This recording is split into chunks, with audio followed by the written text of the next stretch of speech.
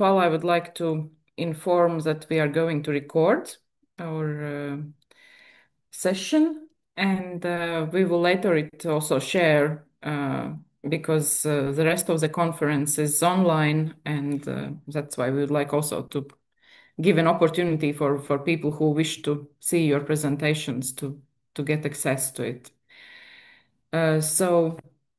Tu ieraksti? Neredzu. Ir, jā. So I would like to thank you for joining our online session. It's a pity that you are not here in Riga, in Latvia, because we already had wonderful session in the morning.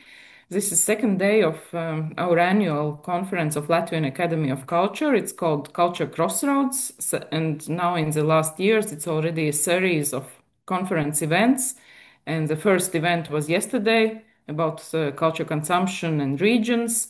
And now we are following today with conference, international conference on youth participation. And in the morning we had here a session and also video recording, so you can also find presentations of this morning online and see later. Thank you, Larissa, for commenting that you have already watched conference in the morning.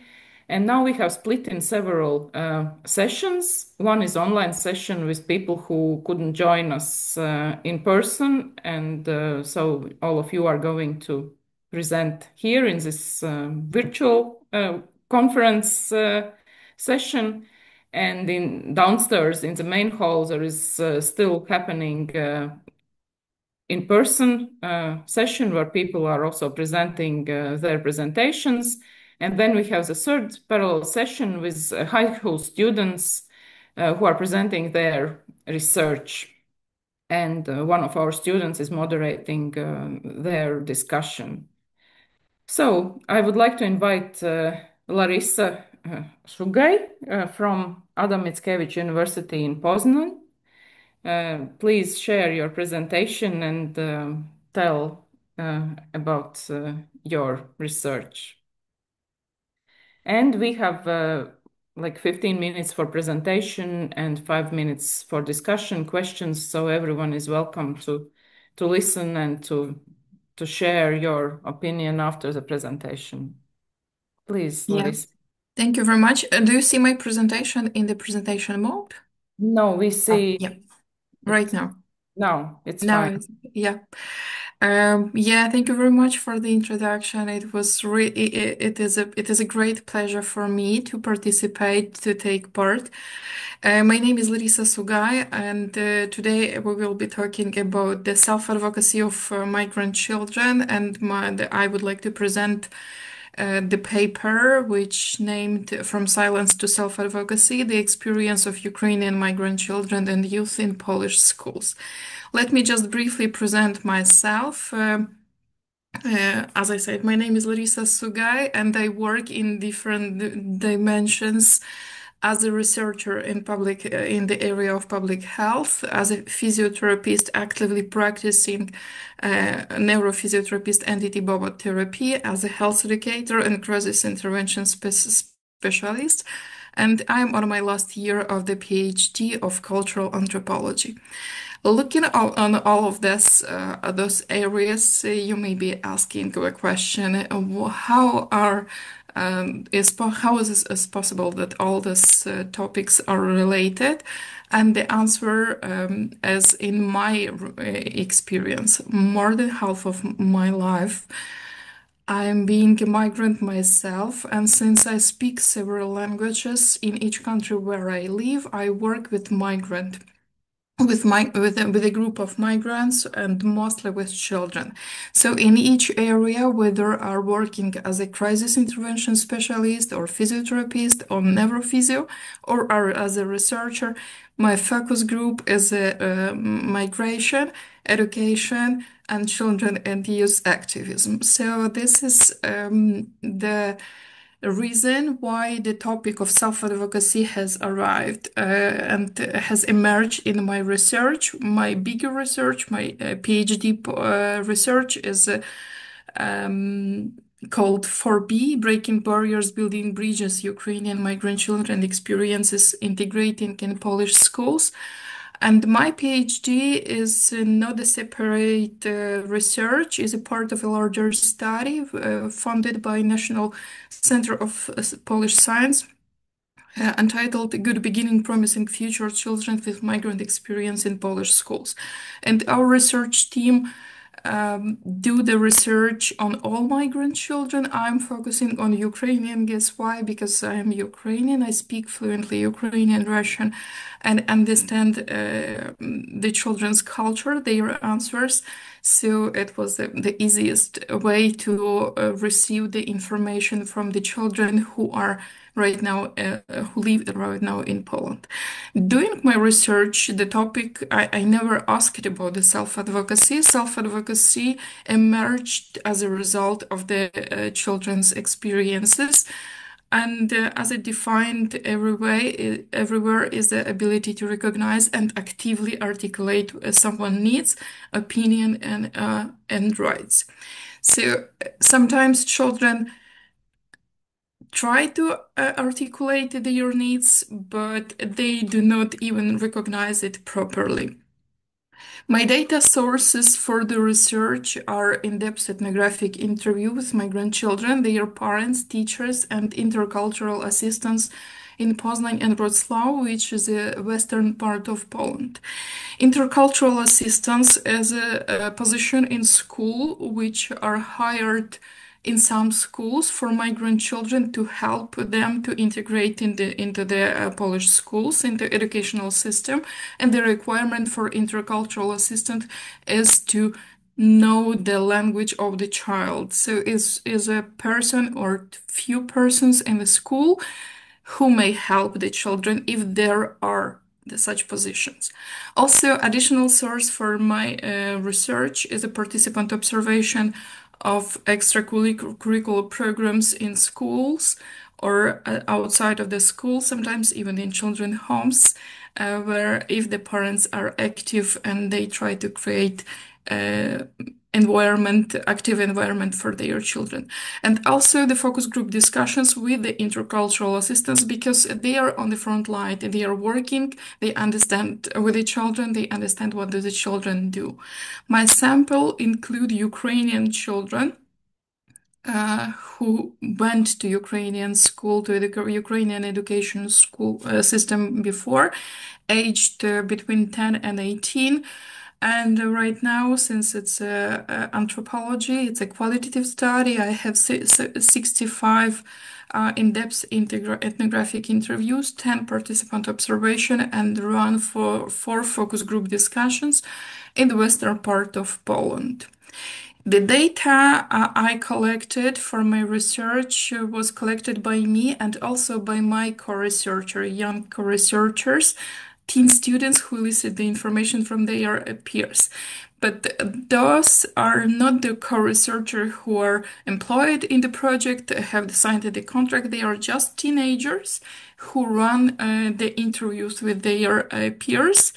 I do the transcription, and after that I consult the transcription with them, and after that I include it to the research projects. Interviews were conducted in Polish, Ukrainian, and sometimes in Russian if children speak Russian. Lasted from 1 to 3 hours. Don't be afraid why there's 3 hours, because sometimes I do the interview for all the family, the parents want to speak also, and there are a few children, so that's the duration of this. All the interview was recorded, transcribed, and then translated into Polish or English independently. What do I need them for? And informal conversation were shorter and recorded as a field notes. Why I am talking about Ukrainians? Because Ukrainian, there are more than 200,000 Ukrainian children in Polish education system, which constitute 4% of all students which are enrolled in Polish education system. So we have 5 million students in education system, and 200,000 from them are Ukrainian. So this is a huge number of migrant children. And that's because it's important to study. I apply some theoretical frameworks, and I start with othering with social identity theory and agency theory, which helped me to see the dynamic in and out the group in the school's environment, in which migrant children may be treated as outsiders. And the social identity theory, for example, helped me to understand the importance of fostering inclusion through collaborative activities that reduce prejudice and enable migrants to build a positive group identity. Agency theory helped me to understand how a child or children, a group of children, respond in the face of restrictive actions or structural barriers, and how do they function in the system. And also, agency theory emphasized children's ability to act with the intentions, because every child is acting, but not everyone is acting with the intention. And also, which is anthropology about, it's an otherness theory, which helped me to do the analysis and understand how children with migration experience are differentiated by peers, by teachers, by stereotype and exclusion processes. And also, it helps me to point the need to deconstruct this process through anti-discrimination education and fostering intercultural empathy.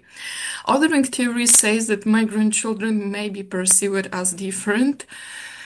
In my research, in every interview, I see that the ways that children are perceived different, less capable, stereotyped, sometimes considered intellectually inferior due to limited language skills, denied equal rights compared to their native counterparts.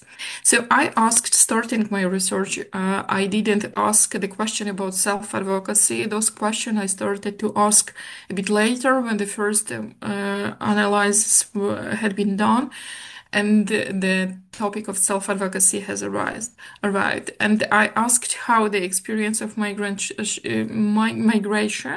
shape Ukrainian children's understanding of their rights, their ability to speak for themselves or on behalf of someone else in the educational context. How do they cope with adaptation challenges in Polish schools?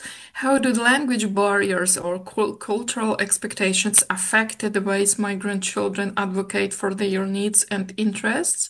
And how children enrolled in Polish schools construct their identities and negotiate the presentation within a new social context.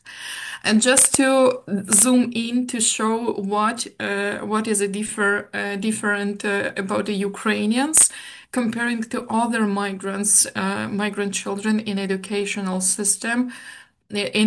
system. First of all, education is compulsory in Poland till the age of 18 for all children, regardless of their legal status. So all the children are obliged to go to school, to be enrolled to the school. But many Ukrainians have the so-called double school day. They are still enrolled in Ukrainian online system. And they take online classes, which limited not just their capacity to gain the knowledge, but limit their free time to have some time for the interaction and integration. Some of them, most of these children are not enrolled on the online classes which they attend every day right now, but they are enrolled in so-called homeschooling education system in Ukraine. So they just need to read something, to do the tasks, and to pass the exams once a while. And often when the children go to school, they meet the violence, exclusion, or stereotypes. And children choose some strategies, like one of them is to assimilate into a peer group or to transfer. If they cannot assimilate, they want to transfer somewhere, either to another Polish school, or just escaping to the Ukrainian online school. So sometimes they are stay in Ukrainian online system because it's safer for them. And now for the end of my presentation, I want to present one of the like a case study. It's one of my co-researcher. Um, she is 16 right now, but when we started to work, she was 13. And this year she participated in first Krakow's conference for youth and children in Krakow. And this was conference where all speakers were children or youth activists. She started to work with me in the research, and then she developed her skills, communicative skills, so that she took part at the conference. And here is her presentation. She entitled her We have just presentation. few minutes left, yeah? Yep, just I'm finishing. Is it me? No way. A story about almost losing who I am. My name is Lira. I am 16. I came to Poland when I was 11. So I have been living here for almost 5 years. Right now I live in Poznan. Towards the 8th grade, she was invited to conduct the interviews for me in the research. And how she reacted. At first, I was very surprised that an adult would be interested in the problems of migrants, let alone teenagers, because in the reality, few teachers are interested in what we really think. Few people care what your opinions are, whether you can think critically, whether you get along with your peers, what are you good at, what you're interested are, or who you really are. She named the possibility to have to run the interviews as an opportunity to go out. And she said that my interviews and two schools that she changed have led me to summarize this mini story. Is it me? I was a happy child in a primary school on the other side of Poznan because almost everyone accepted me. I always had a lot to say, to tell, to talk about. However, the other the people I met, and the got to know over the time I spent there, caused me to start losing myself. I became less talkative and didn't trust anyone. At that school, I did a lot just to be accepted, but not for myself. I did a lot of stupid things because of it. I wasn't myself anymore.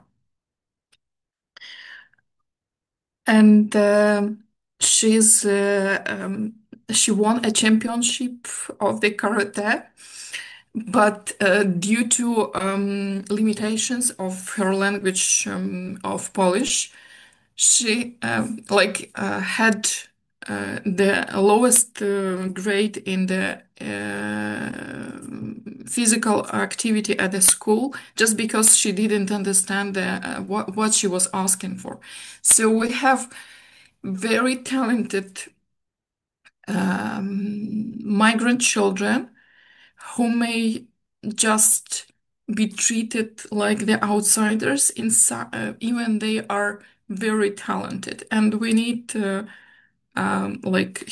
are my recommendation is to support at the school level training programs for teachers and administrative staff towards intercultural work, and all this should be in the way of the dialogue, not the power and knowledge transferring from the adults to young people. They have a lot to say, they have a lot of power inside, but they need trusted adults. Yeah, thank you very much. Thank you a lot, Larissa, for your presentation and also for your research and very emotional presentation. And I think if we have time after these first three presentations, I would like also to ask you some more questions, because I think it's not so easy to be a researcher and at the same time being so emotionally linked to those whom you research and also to empower these people.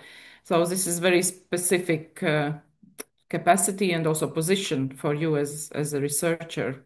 So thank you a lot for sharing this experience. And I would like to give floor to Nadezhda Angelova now for next presentation. And yeah, if we try to keep in time, then we really would love to have some session of questions and answers after 3 presentations. Thank you very much. Now I'll try to share my presentation. I think make a bigger screen, maybe. Yes, of course. So yes, it's very nice. It's the beginning here. Okay. Thank you very much. My name is Nadezhda Angelova from Pesi University of Plovdiv. That's in Bulgaria.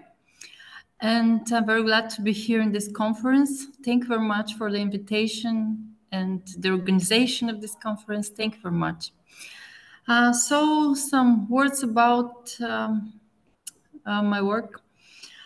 In recent years, the need to strengthen the social engagement of children and young people has become increasingly urgent, especially in the context of the perceiving and promoting national identity. In response to this, we have developed and implemented a comprehensive educational initiative titled Activating Youth Engagement Through Cultural Education. To this program is designed to foster a deeper connection between young participants and the rich cultural heritage of Bulgaria. So, at the heart of the initiative is structured lecture series composed of 5 thematic modules. Each module explores a district faced in Bulgarian identity, combining historical depth with creating expression and interactive learning. Let me briefly walk you through the module. The first one, the roots of the Bulgarians. This module offers a cultural historical perspective on the origins of the Bulgarian people. Participants are introduced to key historical narratives, archaeological findings, and ethnographic interpretations that trace the formation of Bulgarian identity. The goal is to cultivate a sense of belonging and historical awareness by exploring the ancestral roots of the nation. The next one, the second one, is the Bulgarian language. Language is not only a tool for communication, it's a vessel of identity. This module examines the origin and evolution of the Bulgarian language, its lexical structure, and the meaning embedded in word elements. Special attention is given to the dialectical diversity, highlighting the role of the function of the region forms. Participants learn how Bulgarian has influenced and interacted with other European languages, reinforcing its significance in cultural cornerstone. And the next one, the third part, as the Bulgarian script. Here we delve into symbolic and formal dimensions of Bulgarian writing systems. The module traces the historical development from ancient ruins and embroidery patterns to the Glagolitic and Cyrillic scripts. Participants explore how visual symbols, whether woven into fabric or incrusted in parchment, carry meaning and reflect cultural continuity. The forms of Cyrillic are examined not only as linguistic tool, but as aesthetic and symbolic expressions. The fourth, the next one, are the Bulgarian embroidered and woven heritage. This module celebrates the artistry and symbolism of traditional Bulgarian textiles. Through the study of embroidery, ornaments, and decorative motifs, participants uncover the stories including the patterns and stitches. Each element, its origin, symbolism, and regional variation is discussed in depth. The module emphasizes how textile heritage serves a living archive of cultural memory and identity. And the last one is the topic about the Bulgarian folklore. The final module immerses participants in the vibrant world of Bulgarian folk traditions, from seasonal customs and rituals to the rhythm of dances and songs. This model brings mythology and oral heritage to life. Participants explore how folklore functions as a communal language of values, beliefs, and emotional expression. The module also highlights the role of mythological figures and symbolic narratives in shaping cultural imagination. Now I can explain how it works. That's a three-part educational structure. Each module is delivered through the three-part structure that ensures both depth in engagement. The first one is theoretical component. A structured presentation introduces the topic using diverse perspectives supported by visual materials, historical sources, and engaging storytelling. This part builds foundation of knowledge and sparks curiosity. And then we have interactive component, a quiz-style game based on the theoretical content, encourage active participation. The format is comparative yet collaborative, with teams working together to answer questions, solve challenges, and reflect on what they've learned. And the last part is particular component, is creative part. A creative workshop invites participants to produce themed works using provided materials, whether designing embroidery patterns, composing short text, or crafting symbolic objects. This part allows for personal expression and hands-on learning. How we do it, in fact, is the implementation and the impact.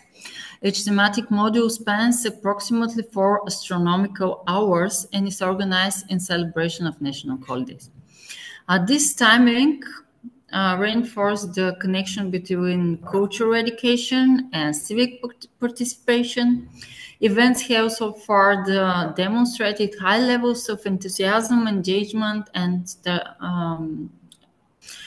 satisfaction among participants. There are children, youth, educators, and community members also.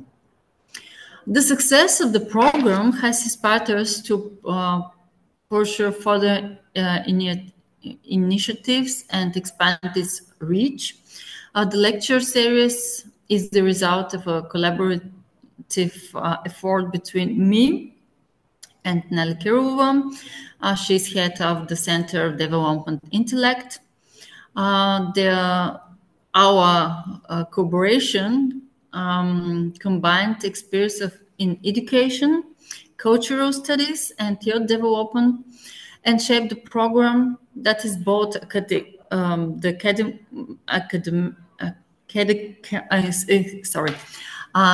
academical rigorous and emotional resonance. We can try to combine the both. And my last words, this initiative is more than a series of lectures. It is a mission to empower the next generation through knowledge, creativity, and cultural pride. By engaging young people in meaningful exploration of their heritage, we hope to foster a resilient and inspired sense of identity that will carry forward into the future. Thank you very much. That's all. And if you have more questions, maybe, yeah, we have a few minutes for immediate questions, and then a few more for discussion after all three presentations. My immediate question would be actually, who is your participants? Who are your participants? What age? They're children. They're children, maybe between 10 years old and 12 years old, but also students. I try to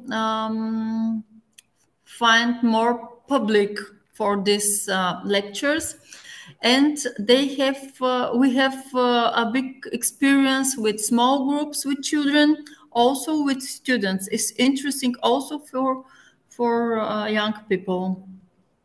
And where it happens, is it in school setting or outside school setting? With my partner. Yes, not in the school, outside the school, in her center. It's not like in normal school. That's a school, but for evening school, I can say, and we have interesting courses in this afternoon school, and one of this is this initiative. Okay, thank you. Does anyone has immediate question to Nadezhda? There is a question on the chat. Yes. There is a question. Okay, where is the question? Okay. Look. Chat. Chat 3. So I will read it loud. Dear Nadezhda, thank you for your presentation.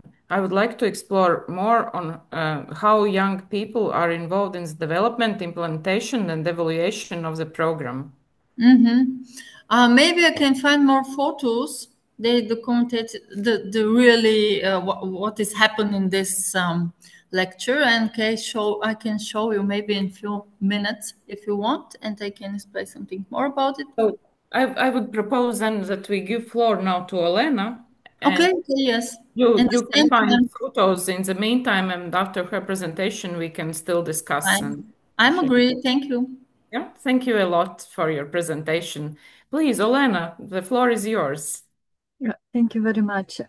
Dear colleagues, it's a great pleasure to be here, even if I'm not in Riga, so my heart is there with all of you. I know that everyone joining from different places around Europe.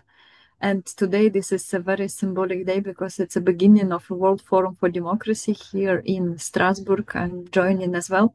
So I will be happy to share my presentation and work of our team on the board game Solutions Exist as a tool to strengthen youth participation in decision-making processes.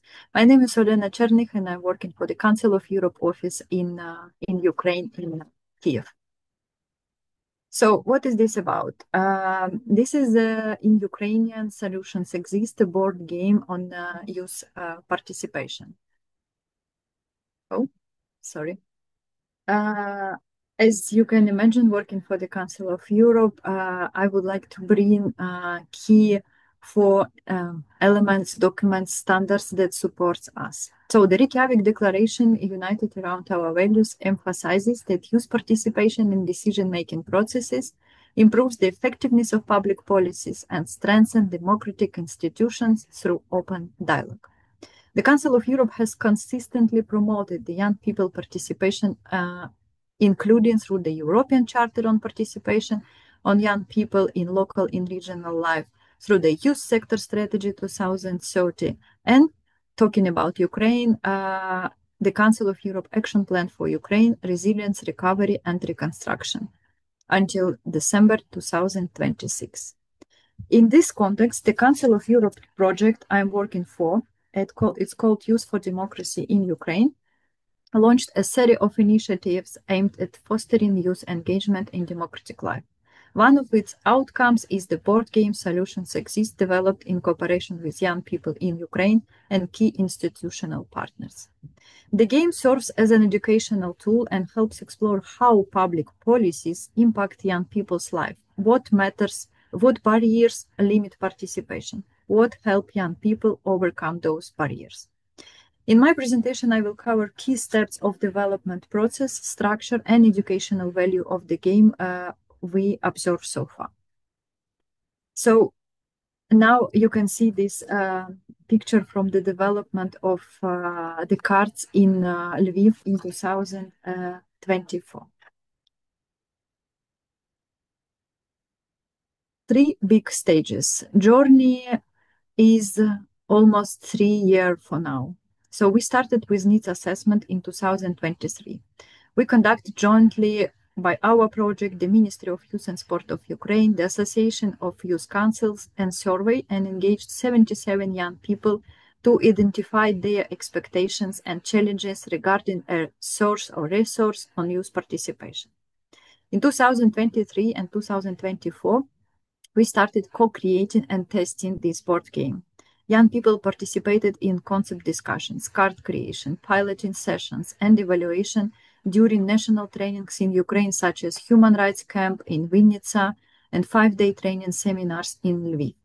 And the third stage is improvements and publication. Feedback collected during piloting informed modifications in content, game mechanics, and facilitation methods. So what is this about? Components of the game Solutions Exist. So we have two types of game fields, stars and numbers. We have 13 policy cards, including education, employment, gender equality, culture, sustainable development. We have 55 source cards, so-called rights, means, space, opportunity, and support in line with the European Charter on Youth Participation.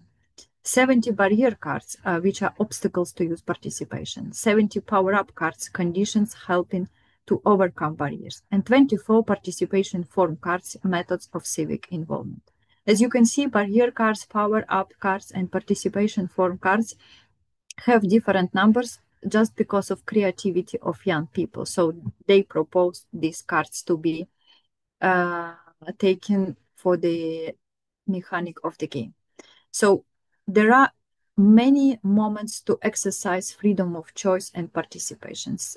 Individual, to select their own token for moving across the board, to choose a game field, to choose one of 13 policy cards. Group moments to exercise freedom of choice and participation, to choose the method of decision-making, whether decisions are made by majority vote or by reaching a consensus. Individual/group is to decide whether to accept or not to accept each person's idea.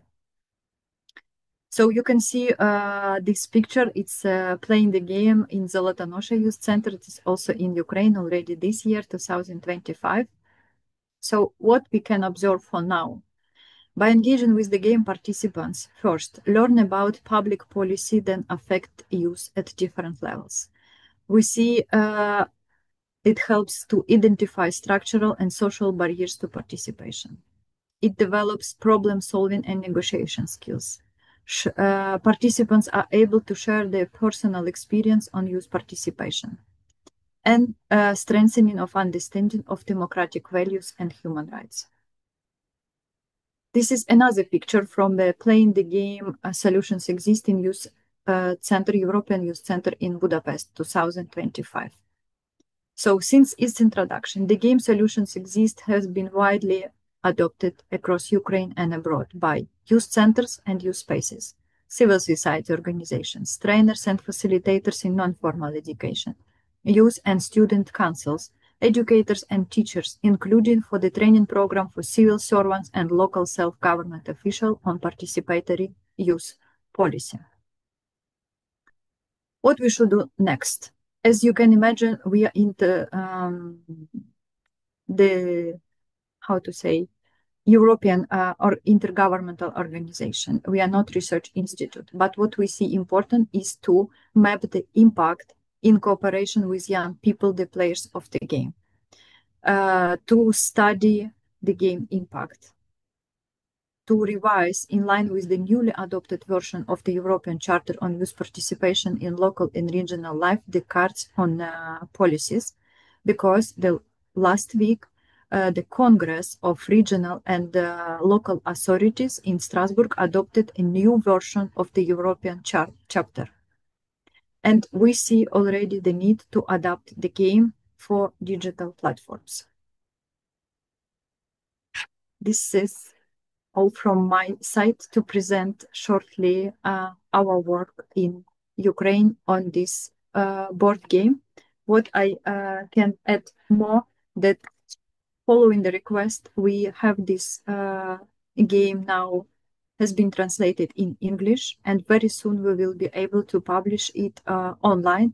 All files can be easily printed by everyone across the globe to use and to contribute to the discussions on youth participation with young people and also with adults.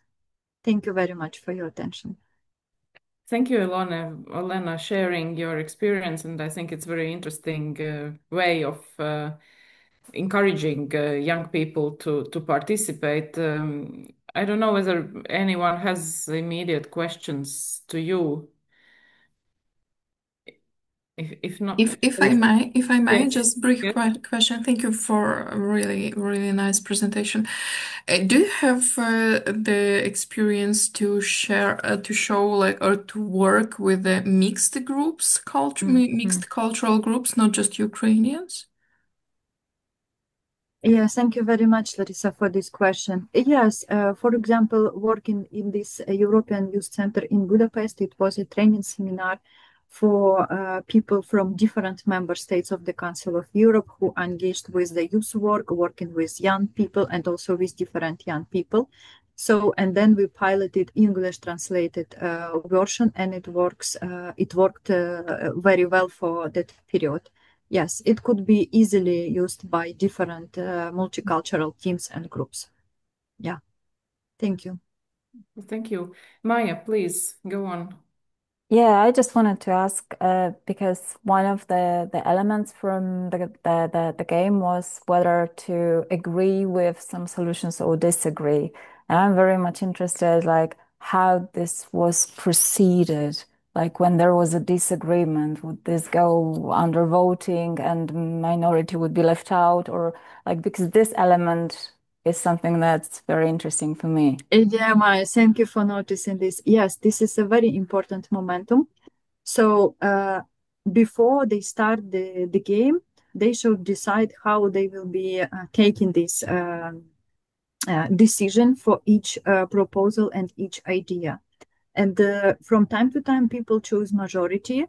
From time to time, consensus, following the idea that how we should ensure that during this game, how to say, people who less speak or who are not able to express their view, and their view will be taken into account. And this is also gives a very good food for discussion during this game. So facilitator, or if this is young people or adults who are playing, they are open to share what they think. And already this sharing is momentum of learning.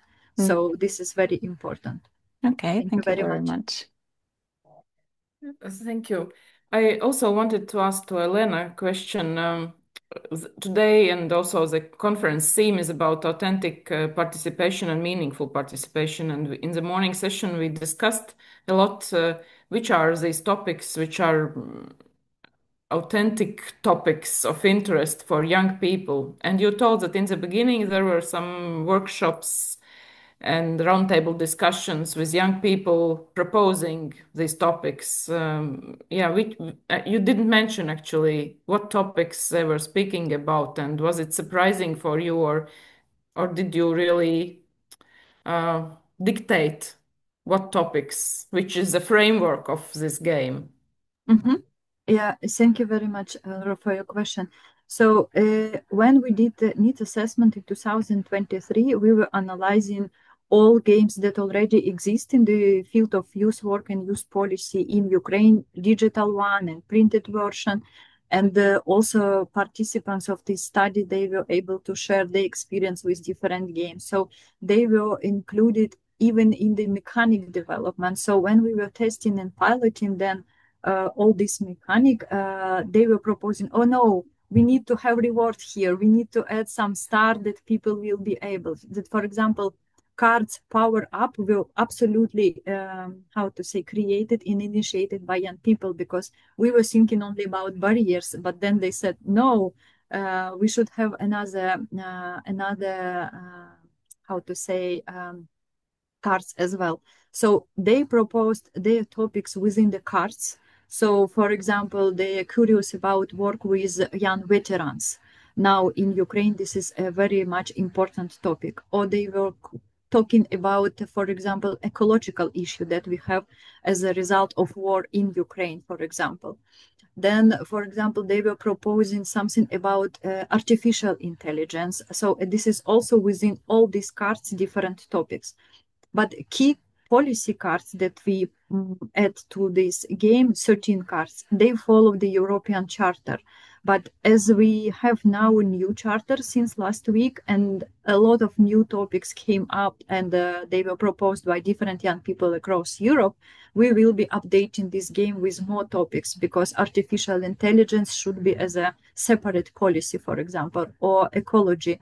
So we didn't push, or as you ask, or propose any topics. So they were freely expressing their ideas, and this is includes this game includes these topics. Thank you. Does anyone have any question to Olena or Larissa or Nadezhda? We have still a few minutes we can discuss. Mājā, please go on. Yes, I have a question for Larissa regarding the self-advocacy that was in your project, in your research, and you said that what helps is having trusting adults.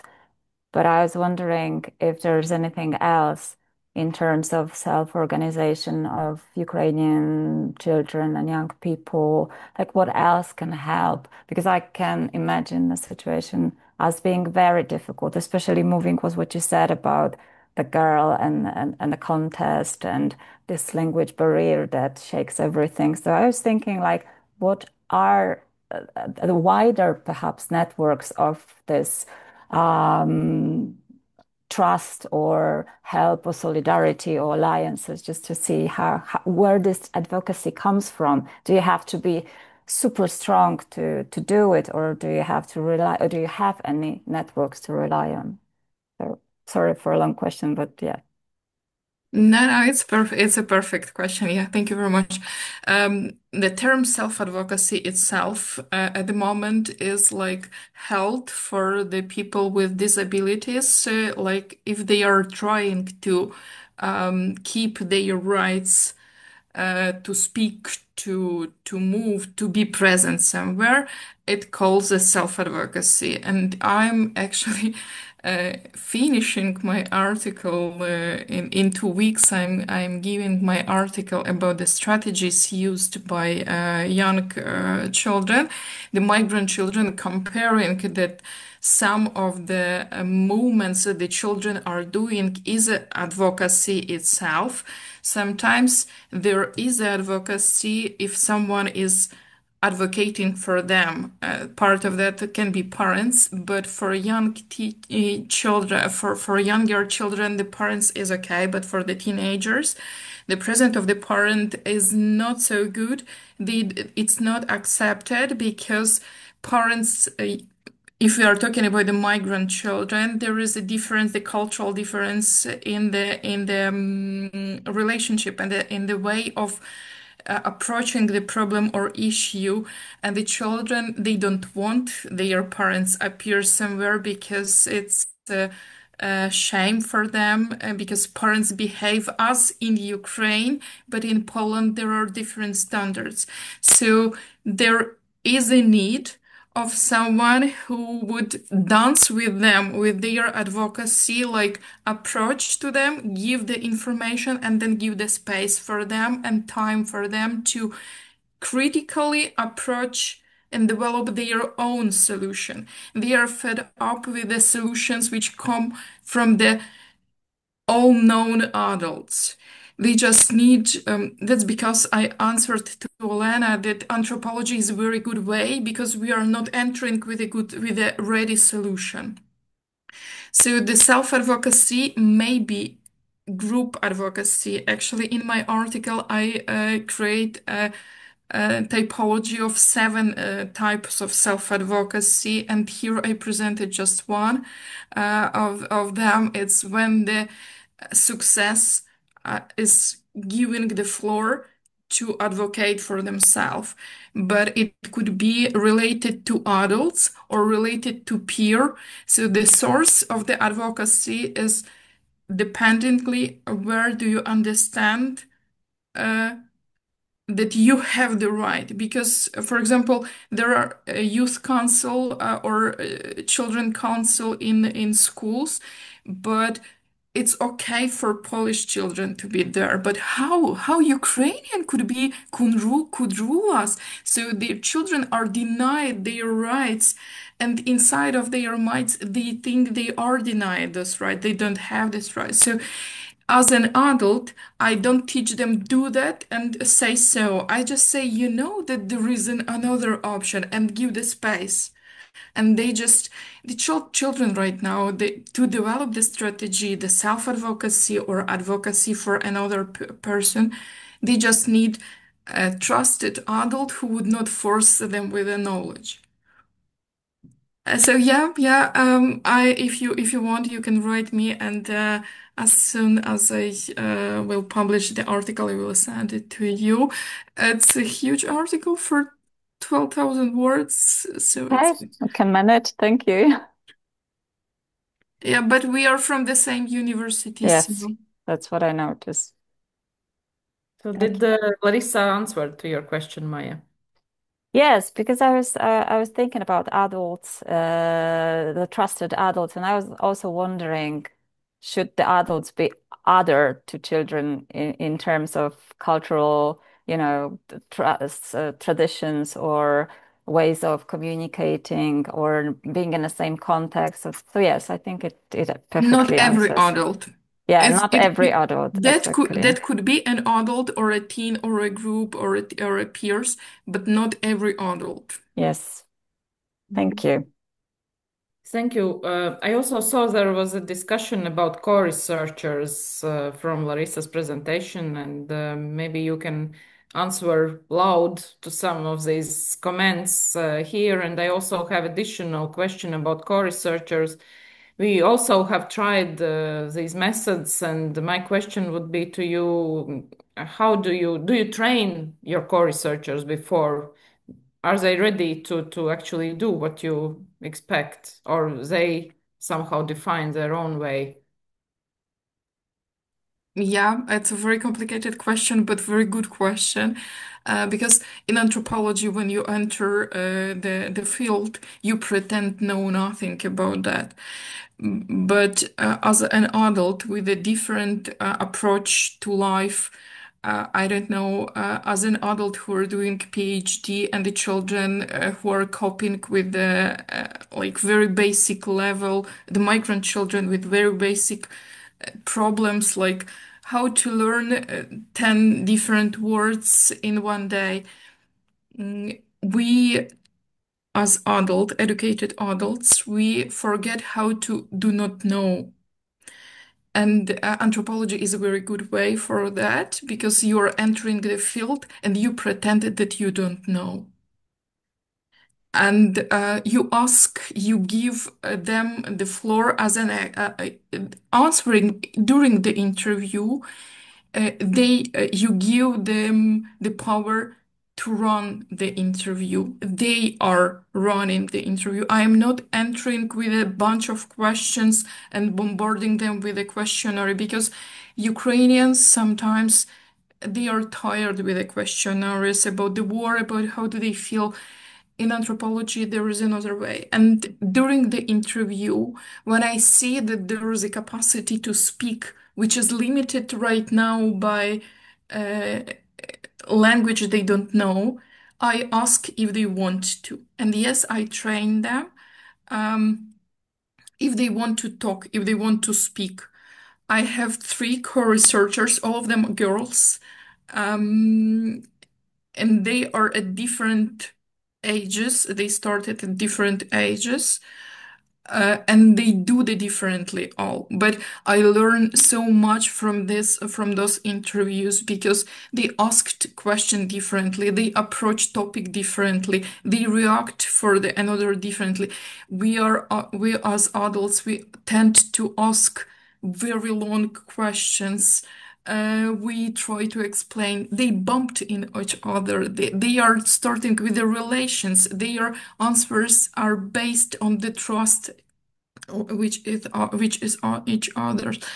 They may laugh during the interview. They are not limited with our adults. So yes, I train them. I trained before. Then they do the first 1 or 2 interviews, and then we are going to our McDonald's or our place somewhere during our like meetings. Appear our place somewhere. It can be this city center, mall, or our McDonald's, anywhere, and we're just spending time. But I'm giving them the skills which they don't have. They like forget that they being normally speaking people, that they being accepted, because for when they are migrants entering to another education system, they are limited with their language vocabulary, and they try to like survive with this. And for my co-researchers, it's a possibility to become someone else. But as I answered to Olena, I'm trained on the traumatic experiences, and I know how to ask, I know how to do not force. So it's like not just because I am the researcher and they are co-researchers, but I am neurophysiotherapist, knowing what is going inside of the mind, seeing a lot of things before they appeared. And that's because I consider this as a successful speaking their language, understanding their culture, giving them time and space.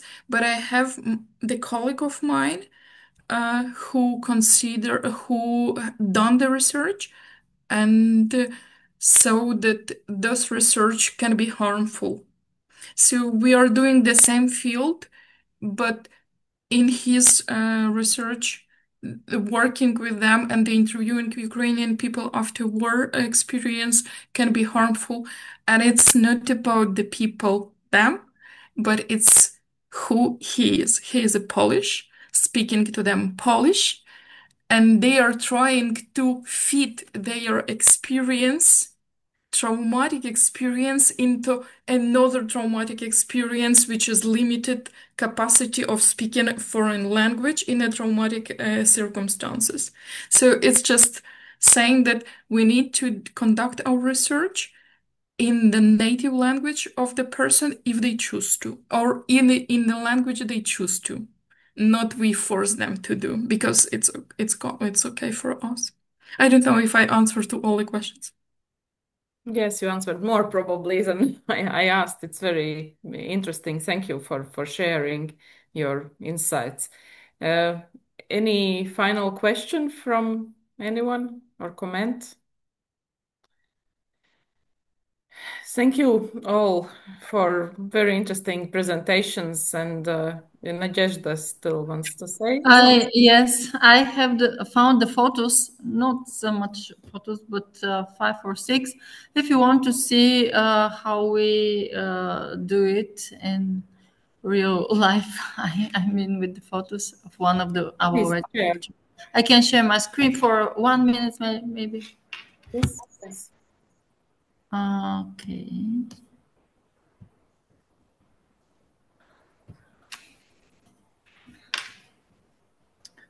Okay, I try to find it here. Okay, maybe bigger. Okay. That is invitation about the event, the event we have organized for National Holiday of Bulgarian Language, Bulgarian Writing in May. And then that's me. I have the lecture part. I talk about the language, the culture, the Bulgarian alphabets, and explain the children. There are many children and listen it.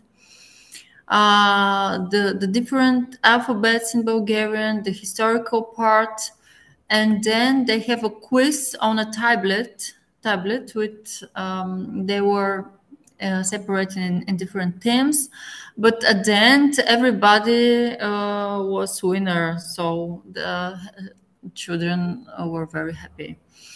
And that was the second part. And the last one, the workshop, was about making, everybody must make your own postcard with stamps.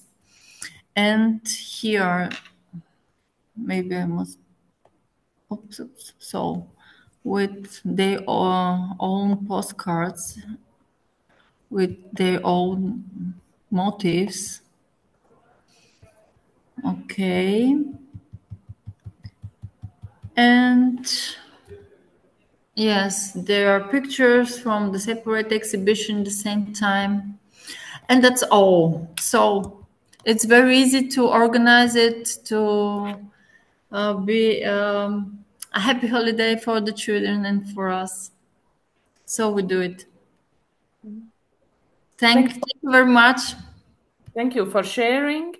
And thank you everyone for participating. We meet in half an hour. We will have 3 more presentations. Everyone is welcome back after coffee break. And yeah, see you soon. Thank you. Our session, we are continuing Culture Crossroads conference on young people participation, online session. And we have 3 presentations. So we are going to end in about hour. Please, Maya, the floor is yours. Okay. I'm going to share the screen, but I was doing this and oh yeah, I have this one. Okay, so I'm sharing the screen and I'm sharing this as it is. Okay. So thank you very much. My presentation will not be as empirically rooted as the ones we've had pleasure to hear before. I just wanted to share with you with some of my reflections based on my experiences in both research field, but also working as an expert in a team of experts that works with children rights ombudsman in Poland, trying to figure out how to craft and draft the first, hopefully, national strategy for children and young people's participation in Poland. So I would like to speak less of these experiences and more about what comes from them for me when it comes to thinking about meaningful participation of young people and children. So if we look at tens of models, because there's tens of models of participation, we may easily come to a conclusion that participation itself is a very contested terrain. It's got different visions, different formats, different spaces, different meanings that, of course, illustrate somehow the changing ways of thinking about what it means to participate, what it means to include young people and children. And sometimes it's seen as a lesson in civic society. Sometimes it's seen as a human of children's rights. Sometimes an everyday social practice. And probably it's all these things at once. But having so many models seems not to be very helpful when it comes to 2 huge challenges we still face when we speak of participation. One of them is the issue of practical implementation, meaning how to actually translate these models into different practices and different terrains. And this would be the meaningful how of participation, so how to do it. And the other one is the political philosophy behind the idea of children and young people participation. That would be the meaningful why of participation. So not only how to do it, but also why to do it. What do we want to achieve by making participation possible? There's of course no time to dig into these models, and there's no need. But the inspiration for my reflection, it comes from basically observing the recent, very unprecedented surge in young people, in young people's activism in Poland in the last years. It's kind of a patchy because it's not in all regions of social life all at once, but it was visible in many crucial areas, like the protests against education reforms, the protests against enforcement of anti-abortion laws, the protests against the homophobic presidential campaign, the protest in solidarity with sexual minorities, and of course the protest in the field of climate activism. So all these protests, they seemed to happen in a very, very intensified way over the last couple of years. And young people taking part in these protests, they were actually with very mixed reviews, because they were at the same time praised for their bravery and very civic attitudes, and at the same time they were ridiculed as truants and pranksters, and also they were criminalized for their actions. People would get arrested or school suspended. So all these happenings make you think, like, is the voice enough when you think of meaningful participation? And while talking to young activists during my knowledge on intergenerational relations within activist spaces, and also consulting young people during the consultations for the drafting of participation strategy, there were several themes that would surface for them, what it means to participate and what meaningful participation might entail. One of them was the need to seriously strengthen the voice, meaning to make space for various voices and ensure that they are really taken seriously. Young people wanted to make it not only a goodwill of adult decision makers, but also something that's enforced by law, that they have to be listened to and acted upon what's being said. But also the need to think relationally about children and young people participation. So in terms of true cooperation between generations, not only being listened to, but being able to work alongside with adults. And also the recognition and acknowledgement of self-organization and young people-led initiatives that would not need adult permission to act upon matters that affect children. So these claims, they do really seem to necessitate a more thorough reflection on participation in terms of what it means for political presence and contribution of young people. And for many young activists, for many young people already engaged, the right to dissent, so to express not only a dialogical voice, but also a voice that is in disagreement, and also to organize protest and challenge boundaries to intergenerational agreements, was also viewed as a core part of meaningful participation. So the need to move beyond just having a say, this is something that is very much surfacing. So perhaps we cannot ask about meaningful participation without simultaneously asking for whom it is or should be meaningful, and against what set of values of conditions we decide on its meaningfulness. And actually, of course, where do these meanings can lead us? So if we look at how it looks right now, the dominant right to participation is based on Article 12 of CRC, which is the right to be heard. And the funny thing about this right is that it was never in the first place designed to politically enfranchise children. It's a right based on adults' invitation to share views, have a voice, and on adults' promise that these views will be heard. So it's not a freedom to voice your views. So it's something that is very, how to say, conditional. Oh, that's the word.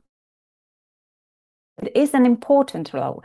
It gives presence, it gives voices, and many, many models are based on this kind of premise.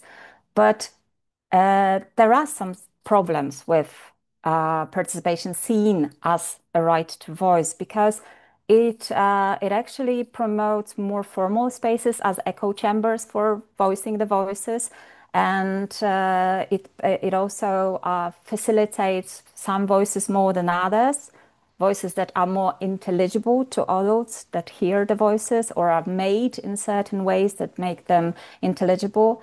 And it also leads to seeing participation more as working together to maintain actually a disagreement or change that would come from this agreement. And it risks the fact that some voices will be heard and some will not be heard. So what do we do with the voices that are not heard, that cannot be voiced, that are not, that do not fit nicely into the formats that are given upon this invitation to take part? So young people that I talked to and during this very often frustrated with the fact that they are being heard, but they're not being listened to. That there are some tools or channels of listening that are not actually used in a very effective way. And they also said that what's in stake in a game is not only to have a say, but to be seen as contributors. So be seen not only as right bearers, but also as contributors to a collective sense of what society, what democratic society might entail. So that's why what I was thinking is that even though on many occasions it was said, and also Garrison Lanson said, that Article 12 is not a standalone participatory article, that it's always surrounded by other articles like freedom of expression, like freedom to information, like freedom of association and peaceful assembly. So that's why I was just thinking that what I take from the discussions that I had is that we need to a little bit rewire meaningful participation also to include the Article 15, or the right to dissent and self-organization. And when we shift this this focus into thinking about dissent and protagonism and protest as legitimate and vital forms of participation, it will be acknowledging the fact that it's pretty obvious, and we encounter these problems all the way around, that participation is not always neat and harmonious. Neither it has to be always on adults' invitation. It is something that happens even against what is being decided as meaningful ways of discussing things. And this is just one quote from the research that I made. It was by a boy, 15 years old, who said that he would love to see headlines screaming that 100 teenagers alongside 100 of grandmas were arrested today for fighting for their rights. So they're not discussing neatly. They were seen in a bound together action. So this is like, when you think of this change, it doesn't, I don't say replacing, I think like expanding, seeing this element of dissent. This is a vital thing for meaningful participation, because it produces alternative meanings. It produces alternative spaces where voices can be voiced and when alliances can be produced. This is, as you can see, this is a right, this is a freedom to association. It doesn't have to be based on invitation, but at the same time, since children and young people can fight for human rights, this opens a space for intergenerational communication and alliances, perhaps in a more profound and inclusive way than just an Article 12, which is pretty much asymmetrical all the way around. So as I see it, for me, Article 15, it helps to see participation not only as a space of dialogue, but also shared action, a collective right to action, self-organization, that may outgrow the default deliberative models of participation that we are based on. So it might produce a shift in this political background philosophy from deliberative models of democracy into more agonistic ones that would basically allow for dissent and make it a legitimate, not marginalized, not just tolerated, but protected right of young people. So the focusing on this article, this readjustment would actually mean that the different modes of voicing your voices and acting upon these voices, as I said, is not only tolerated, but is also protected. And very often it is that young people and children are excluded or limited in their freedom to exercise this right. This is one of the most contested rights because of the issues of safety or the issues of working or acting in accordance with children's best interest. But if you see this as a right, it means that prohibition doesn't have to be the best answer. It means that you should ensure the safe conditions for realizing this fundamental right. And we've seen this with protests.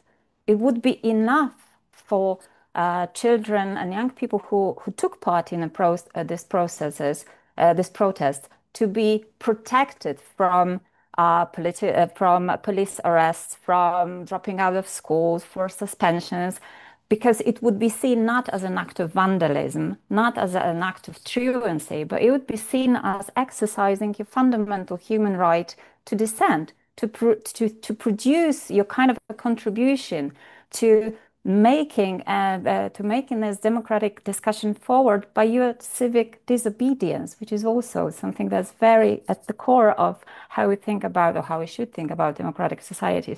But this is, of course, not either or alternative. So we take Article 12 to the garbage and we replace it with Article 15. It's too complex. It's always and rather than either or. That's why what I want to share with you at the very latest is the metaphor that I came up with some time ago, thinking about how to make sense of how these things can be connected. And this is a mycelium. And I think it's very illustrative in itself. If you can imagine what mycelium is, that you have these fruiting bodies of mushroom. This is what you see. This is what we see from our adult perspective.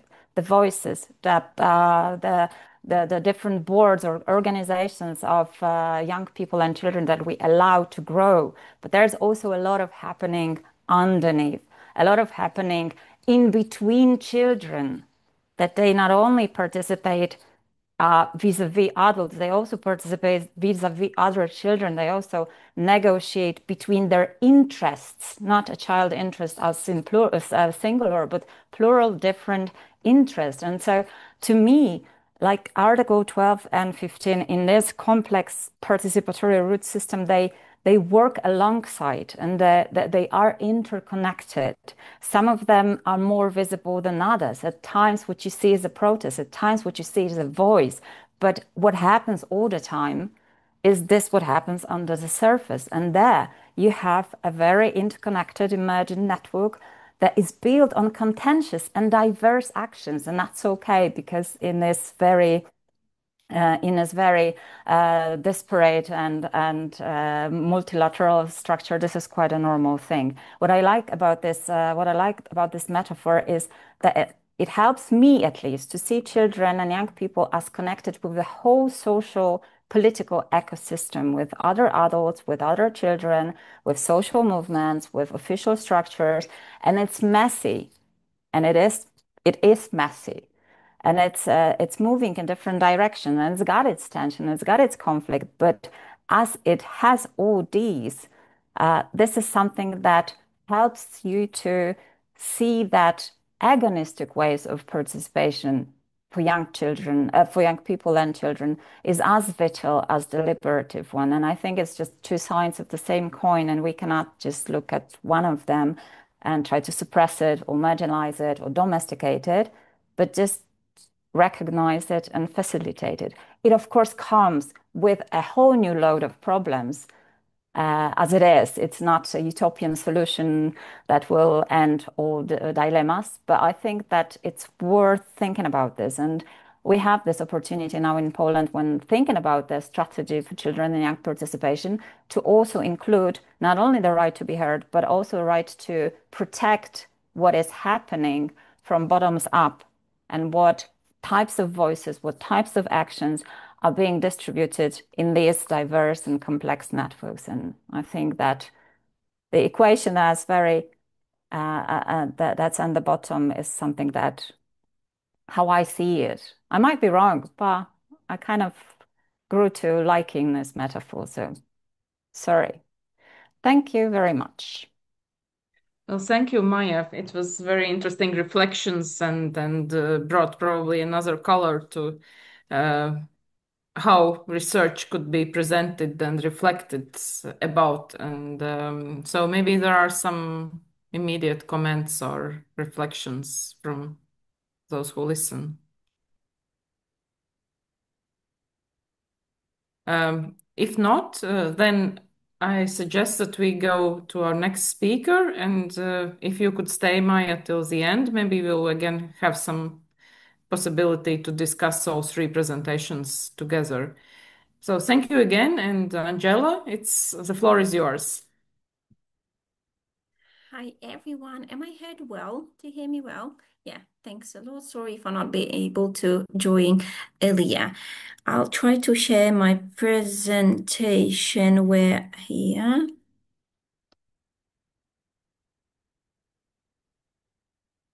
Okay. I hope that you can see it. Yes. Let me see if I can. Yeah, I can manage it. Yeah, so today I would like to talk a little bit about engagement, civic engagement of young Ukrainian refugees in Poland.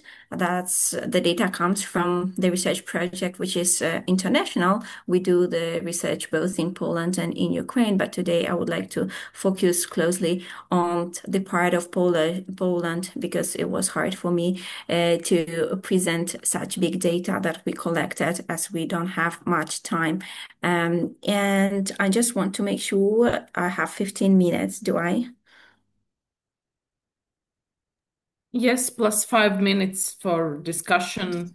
So maximum 20 minutes you have. Okay, thanks.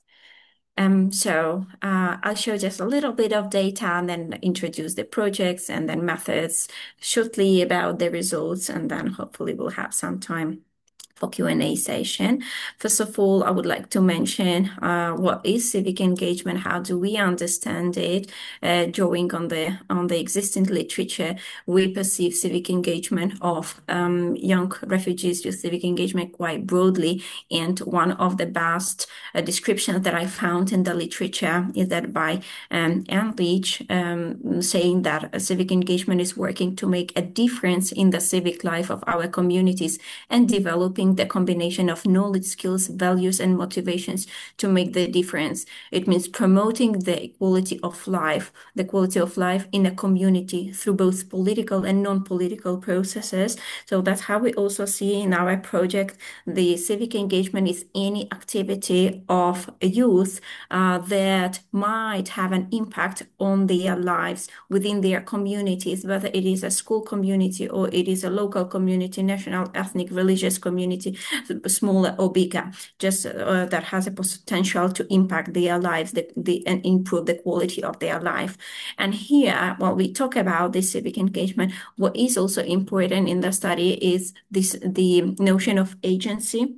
How we understand how young migrants and displaced people do impact their lives, emphasizing their capacity to influence both in immediate environment and broader societal structures, whether again it is within the school or whether it is in the broader structures. So what we looked at, for example, the youth councils within the schools, or we call the youth councils, the students' councils on the district level or on the city level or on the national level as well.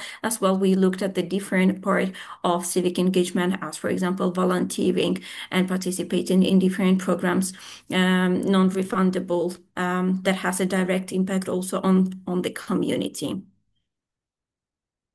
Yeah, just a little bit about the data to bring it up to you. There is barely no data on stating the group that we were researching. We were researching Ukrainians aged 15 up to 18, regardless whether they are enrolled in the school or not, because there's another issue in Poland. But some data which comes from this spring, 2025, it's a little bit different at this point, but more or less the same. Say there are about 200 currently 1,000 Ukrainian refugee school-age children, most of them who go to the primary schools in Poland. Primary schools last 8 years, so it's up to 170,000 students. But what we focus in our study is mostly at the secondary school age students, and there are about 70,000 students at this age, pupils at this age in Poland. So that's more or less how we can see. So the data arrives from the project we call Empower. The full name is Activating Change, Empowering Youth Civic Engagement Among Migrants and Internally Displaced Populations in Poland and Ukraine. And this project lasted for a year and just ended with the October 5 days ago. So we are still analyzing the collected data. The project was funded by the Foundation for Polish Science in the competition, the so-called For Ukraine. So it's a bilateral. We had the part of the research team in Ukraine and the other part of research team in Poland and in Ukraine.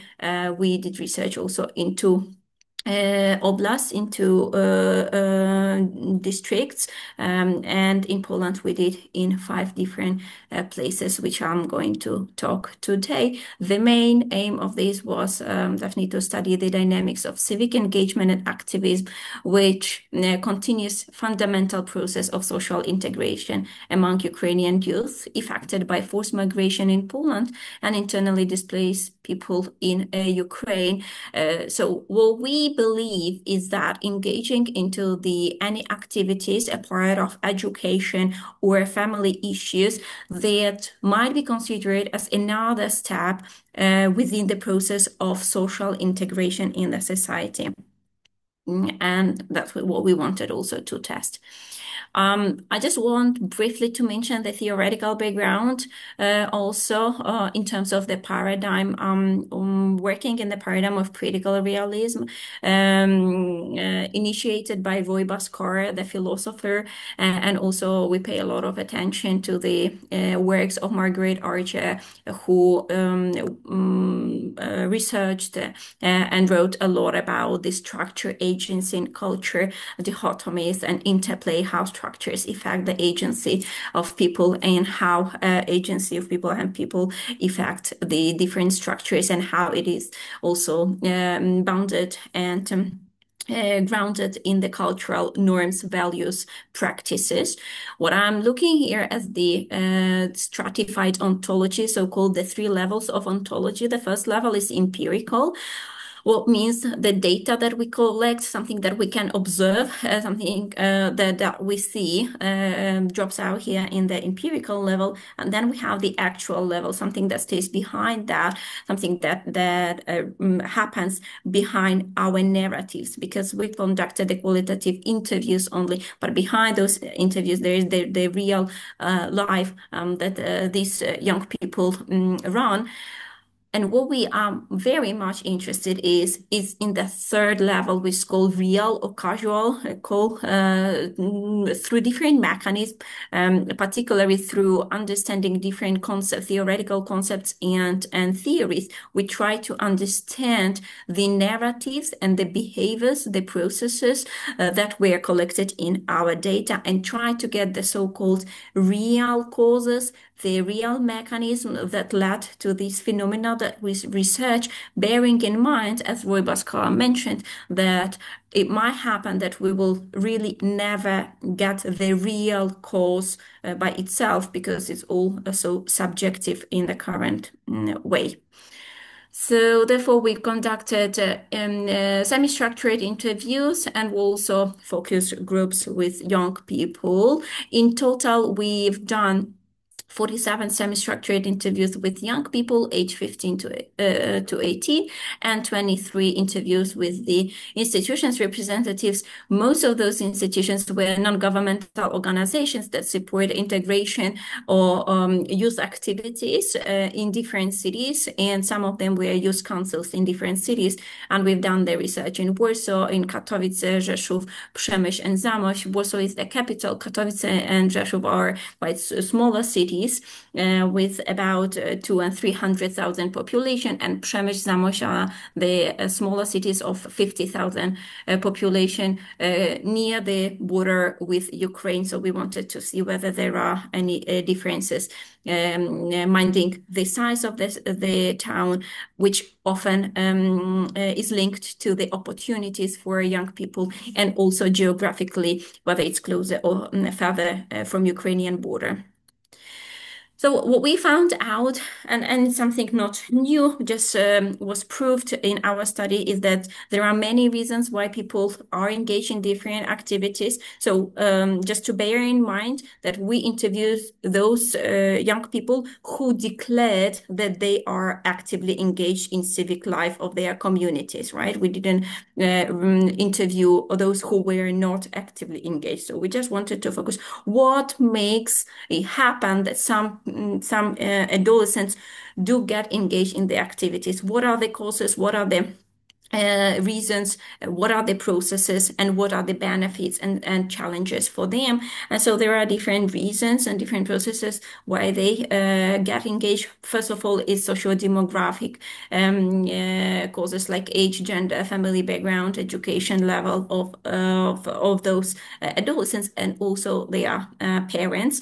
Psychological is also personality, character, their coping mechanisms and beliefs, and previous experience of civic engagement, for example, in Ukraine, if we are talking about refugees. And also structural conditions. First of all, we in our study proved again the earliest studies and supported the findings from the earliest studies that schools still play a huge role, not only in educating children and providing the social integration, but also providing the support, hopefully, and organizing, running activities. That's a place where children very often come across to the civic engagement activities for the first time, whether it is organized by their school or just provides the opportunities, right? But on the other hand, here we have the school's responsiveness and restrictions. So on the one hand, school becomes a very important place where children can get involved, but on the other hand, as our data shows, it can also be restrictive when children want to get involved, but due to some systemic and structural limitness and procedures, they cannot realize their ideas and needs. And here's also in our study, family played a great role, and particularly NGO opportunities for volunteering.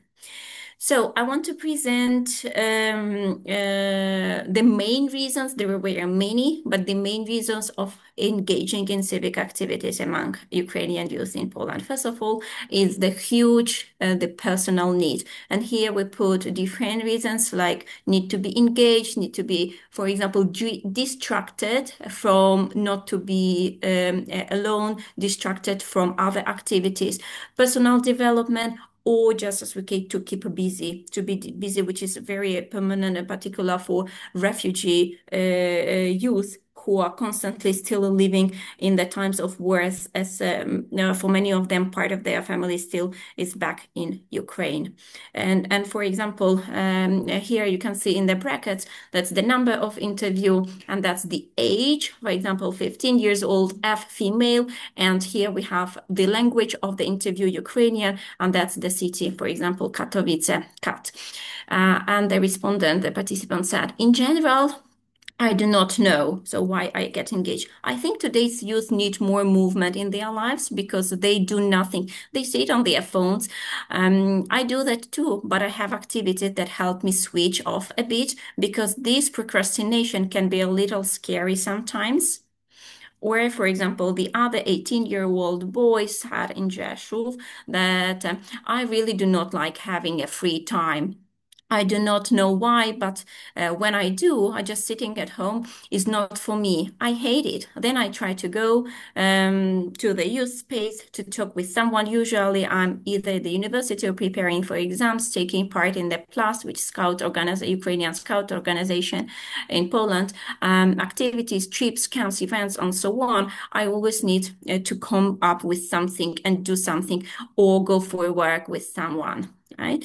The other, which is a huge also and very common reason for engaging, is the socialization need. On the one side, either to get to know some new people, which is very actual for refugees and for migrants who come to a new place and do not have that social network very well built, or on the other side, to find a place where they can spend time and do activities with existing friends, right?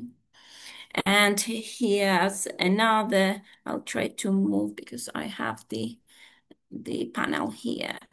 Okay, the 17-year-old girl from Przemyśl said, I think many young people will not go anywhere either. If a person does not have their own group, their own circle, they need to be with someone. And if the whole group declines, well, then accordingly, no one shows up. But I think there are more improvements. As for you, I'm not sure either. So she's showing that there is a need to be in a group, a need of sense of belonging and a need of these socialization aspects. And Though you have a few minutes left. Very good, thank you.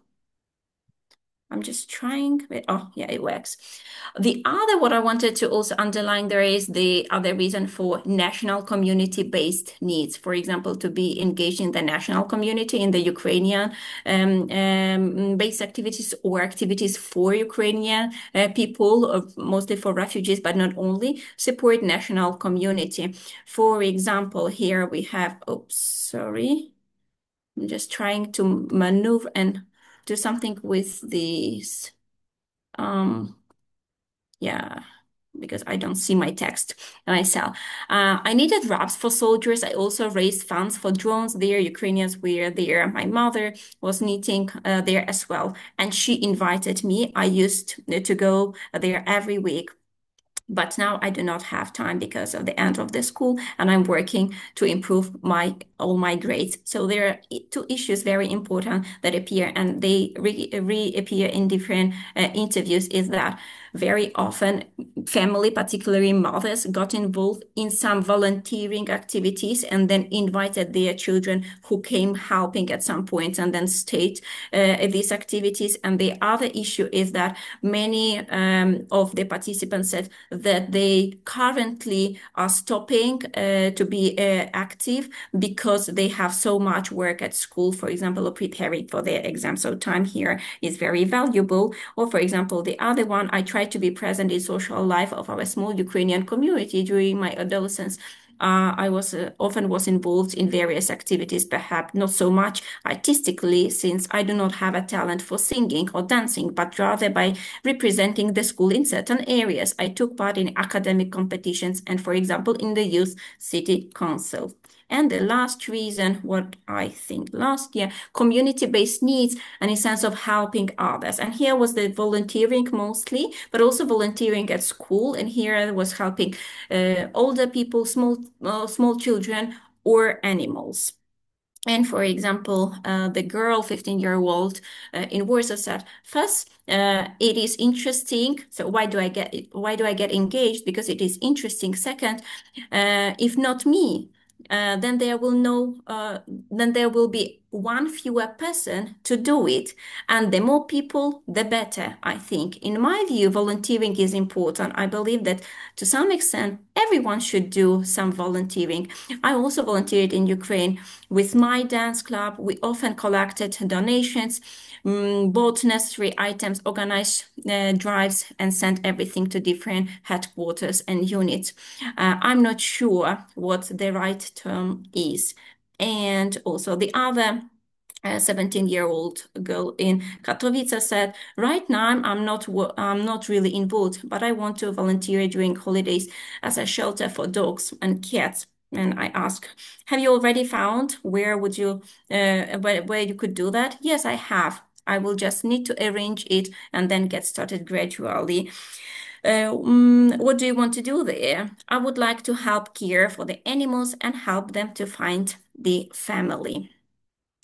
That will be it. If you have any further questions, we'll be very happy to share. I'm stopping the sharing. Thank you, Angela, for your presentation. Is there any question from the audience? Not for the moment, so I would propose to go on with presentation of Helix Law, and then maybe we can spend some time for questions. Please, go on. Much. Let me share my screen then. Yes. Okay, hope you can see my screen. Yes. Not the full? Yep, Yeah. now it's full. Yes. All right, thanks very much for having me in this conference. So my name is Felix. I am presenting from Japan. So now it's around like 10:40 p.m. in Japan time. But I'm glad that I'm here that like I can introduce the Japanese situation or Japanese context to what you just present. So my topic is about decorative citizenship, Japanese policies, and youth political agency. So let's start with some biography of myself. So I'm now a PhD candidate at the University of Tokyo. So I'm mainly studying comparative politics with a focus on youth politics and empowerment, political behavior, education, and democratic backsliding and decolonization. And this is the table of contents of my presentation, starting from background information to my study and then to discussions. And before I entered my methodology and my case study, I would like to introduce the background of Japan first. To begin with, I would like to introduce the population side in Japan. So, I mean, as you may have heard of or may know that Japan is actually one of the most serious aging society among democracies on Earth. So here there are two, one table and one figure. If you look at the table on the left-hand side, then it was made by the Japan external trade organizations comparing the percentage of elderly population in different countries. And you can see like at the time of 2019, Japan ranked as the first. So around 30% of the population, of the total population, were aged 65 and above. And if you look at the slide, another slide, there's the figure on the right-hand side, then it's actually a population forecast made by the National Institute of Population and Social Security Research. So you can see like, in terms of the population aged around between 0 to 14, which is the youth and adolescent population, it decreased from around 25% in the 1970s to less than 12% in 2020, and then further drops to less than 10% in 2070. By contrast, if you look at this trend of the elderly population, which is between not between, but above age of 65, then you can see like the percentage of this group of people increased from less than 10% in the 1970s to around 30% in 2020, and then reached at 40% in 2017. So this is a very serious aging society, as we can see, and youth participation in politics is very critical in an aging society because the size of the population affects the equalness of population participation in policy making process, and the voice of youth can easily be marginalized in the policy making process and in the elections because of the number of votes and the number of people that they can have in the Congress. So let's move on to the turnout in Japan. So this graph I was adapted from the Japanese government. So you can see like it reports the turnouts of different age groups in the House of Representative elections from I think it's from 1946 or 47 to this year. And here the red line represents the turnouts of youths who were aged 20s. So you can see that overall speaking, they're all ages have been experiencing a decline in terms of their activeness in voting in elections. But the decline is most severe among young voters, dropped from around like 60% from here to below 35% earlier this year. So it was held earlier in, I think it's in April or something for the last election. And if you compare the youth turnout to the older turnout, which is the age 60s, then you can see that people who were at their 60s were around like double, more active, twice likely more active than the young people in general elections.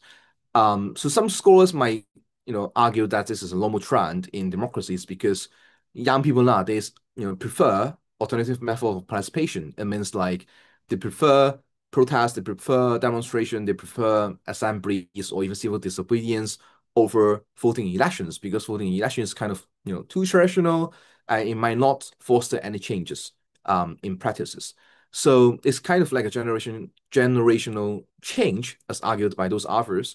And it makes sense in many democracies like in Canada or in the States. But in the case of Japan, it seems it's different. Because if we look into another survey data conducted by, I think it's the Japanese Trade Union Confederation. So this was a survey conducted by them earlier in 2020 or 21, and it was published in 2021. So it asked participants to indicate whether they have experienced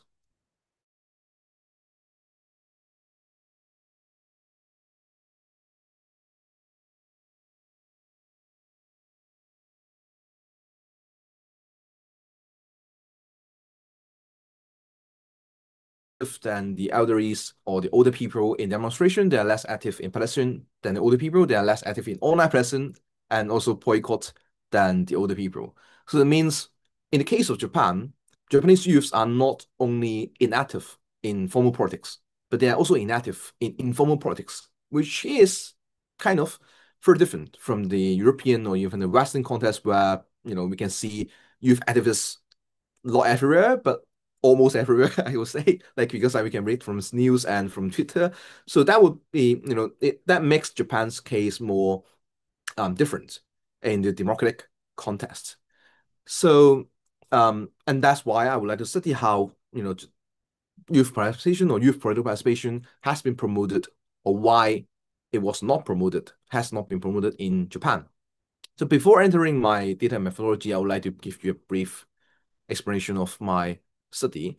So here's a brief history of the, I would say the core events that are related to the youth activism or the youth participation in Japan.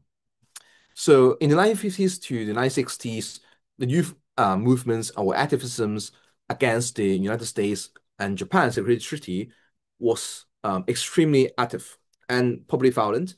So they occupy students, organized groups, and protest to occupy universities, streets, or even surround the national diet to protest the government against this treaty. So it was extremely, violent, not violent, but fierce at that point. But then in 1969, the government announced a policy that banned students or youths from participating in political activities, including protests and demonstrations. And the policy was called Political Literacy and Political Activities in High School. So after the introduction of this policy, and also many factors like the internal divide in the student groups, this student movements or activism declined in early 1970s. And then 10 years later, Japan encountered its economic downturn, which started its lost decade for many years. And not until 2015, the government decided to lower the voting age to 18. So originally it was 20. Now, starting from 2015, it became 18. And following this amendment, the government also abolished the 1969 policy and announced the 2015 policy, which is called Teaching Political Literacy and Regulating Student Political Activities in High Schools. And starting from 2020s, the government started various initiatives to promote youth participation, including to start online platforms for youths to I would say comment on policies, and they would put those comments into kind of like a discussion. So this is a brief history or brief background of my study, and of course, there are so many studies studying empirically, I mean quantitatively or qualitatively, in terms of how, for example, political interest, political knowledge, or even political efficacy related to political participation in Japan, or some interviewed youth activists and asking how or why they get involved in this activism. And most of these studies have been suggesting that in Japan, youths have demonstrated very low level of trust, political trust, interest, and even efficacy. And that's why they didn't participate in politics. Or if they have involved in foreign activities, if they have been studying overseas before, then they are more likely to participate in politics, civil society as well. I mean, their studies are very interesting, but I would like to take a step back and look into how the government shapes youth political participation or define youth political participation. And that's why this study decided to focus on the two policies other than doing statistical analysis or doing qualitative interviews with the students. So my research questions are: what kind of citizens did or do the 1969 or the 2015 policy promote, and how has the government defined political participation in these policies, and what forms of political participation has the government encouraged among young people through these policies? So I did kind of like a policy document analysis, meaning qualitative coding. So I focused on the policy document of the 1969 policy and the 2015 policy. They are the main focus, while I also include other policies such as the hearing of and the Q&A document related to the 2015 policy published by the government. So they are the sub-focus. So now I include 4 documents in my analysis, while only the 2 main documents will be discussed in this presentation. My theoretical lens are adopted from Westheimer and Kahn's 3 types of citizenship, just in case you didn't know what they are. So personally responsible citizen refers to those that are obeying to laws, or it emphasizes a sense of duty, obligation, and participation when asked. While for participatory citizen, it's more active, so people will actively participate in different kind of activities, including civil society. For justice-oriented citizens, it means these people are more likely to reflect on the social realities and power structures to make seek changes through advocacy or activism. I mean, collective political participation in more general terms. And the main hypotheses are that the 1969 policy aimed for nurturing personally responsible citizens, while the 2015 policy aims for nurturing actively participating citizens. There are a few more hypotheses, but I'm not going to include here. So let's move on to findings. The first is I would like to look into whether the policies promote or restrict political agency. Well, in 1969, it seems like the policy did not expect youths or students to develop a kind of political agency, because it mentioned there is no expectation for minors to participate in political activities. While in the 2015 policy, I expected that it would remove these lines and promote political agency, because it was supposed to promote youth participation in society and politics. However, it seems like the document frequently indicates that, and being entitled to vote equals to being a sovereign citizen. Instead of being a sovereign citizen includes the right to vote.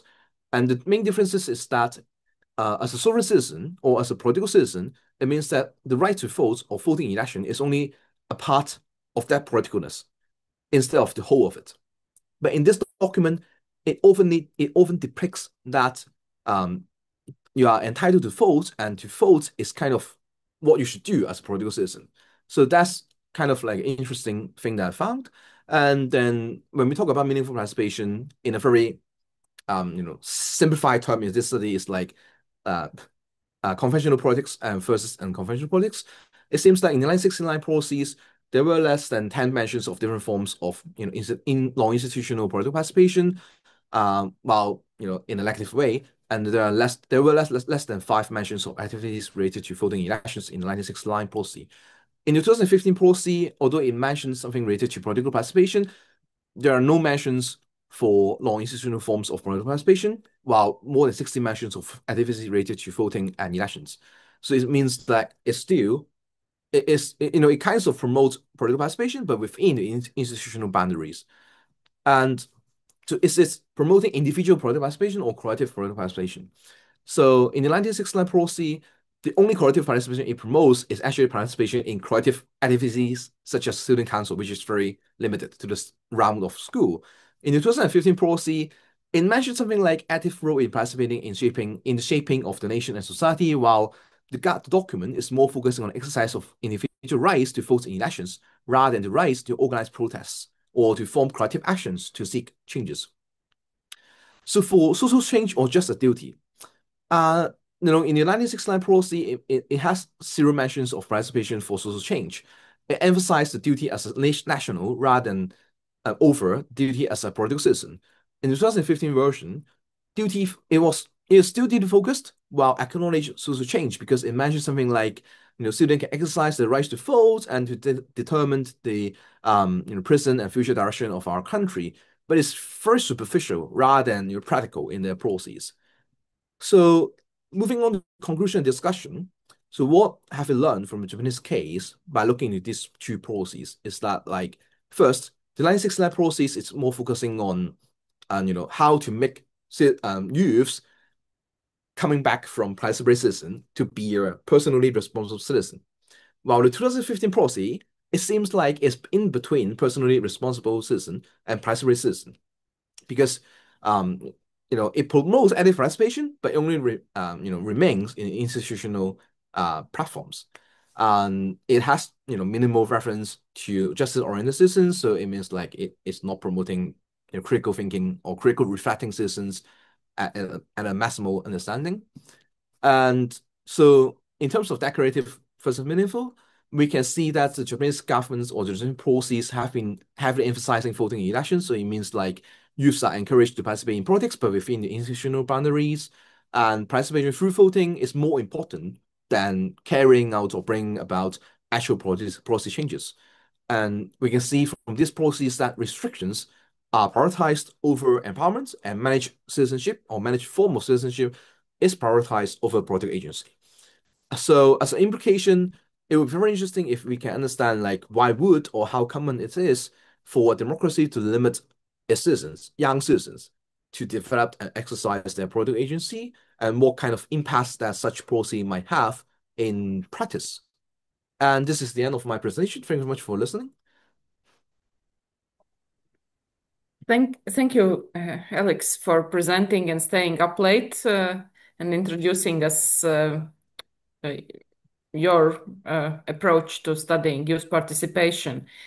And thank you everyone who has stayed till the end. And I have actually one final question to each of you.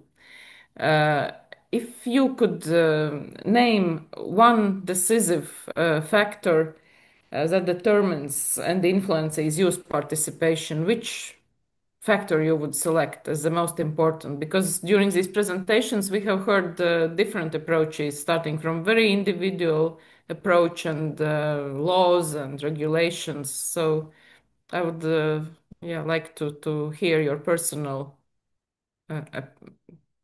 personal experience and approach. Felix. Starting from me, maybe. Yes. Yes, please go on. What do you think? Which is the most important So factor? that's a very interesting question. From my experience, I would say a sense of danger. A sense Like of what? danger, a sense of danger or sense of crisis that people perceive the current political situation is frustrating, or even they're angry, mad at that situation. And those feelings would motivate them to work on the situation and to seek changes. Yeah, that's kind of different from what I proposed in my study I just present, but I would say a sense of danger. Yeah. Well, great. It's very provocative, and thank you for your. Angela, what is your answer? As there are many, I just combine them in something that I would call social structural additions for us. So, I mean, the promotion within the society of the role of adolescents and youth in general, understanding youth, promoting their rights and their being in the active part of the society. And structural, we do see the structures like school NGOs, particularly schools, play a huge role in giving the information, the knowledge, and assessing the young people in making their first steps in being active citizens and take the civic engagement activities. Thank you. Maya, what is your response? Well, what is my response? Seeing how the participatory paradigm evolves in Poland and what are the main obstacles for it to be meaningful, I would say that participation should always be relational. I mean, it's not only for children as if they were separated from the rest of the social ecosystem, but relational, working together and thinking together, but also, especially in Poland, I think it's still a huge work that is about teaching adults that participation is a right. It's not a gift. It's not a goodwill. It's not something that you give and can take away. It's not something that depends on whether you're a good citizen or a bad citizen. This is just your right. You can exercise this right, but you can not exercise this right, but it's still something that's there. And I think this is something that's really important. I would love us to move forward to produce more meaningful, more nuanced ways of seeing participation in different areas for different groups. But I think that we have to go back to the basics and just repeat over and over that this is a right and it stems from human rights and they are not negotiable. So this is something that I would stress. A huge work, a difficult one, but I think that without this, we will be just turning in circles into how to do it without actually thinking why should we do it and why it's important. That would be. Well, thank you. And Larissa, what is your opinion? I thought it was a question for the participants. For me, it's do not forget the goal, the final goal, because we can have a lot of intentions, we can have a lot of acts, we can have a lot of participation, but we can lose the final goal. So if we keep our focus and remember why we are doing that, what is expecting us at the end, it is important factor. Okay, thank you. Is there anyone else from those who have joined want to answer this question? Okay, then thank you. And I would, from my side, say that I feel that after today's discussions in morning session and also now and from my own research, that probably encouraging space where young people are being heard is maybe the first step for participation. So thank you for joining our session and see you in some other space again. Bye. Bye. Thank Thanks. you. Bye. Thank you very much. Bye bye. Thank you.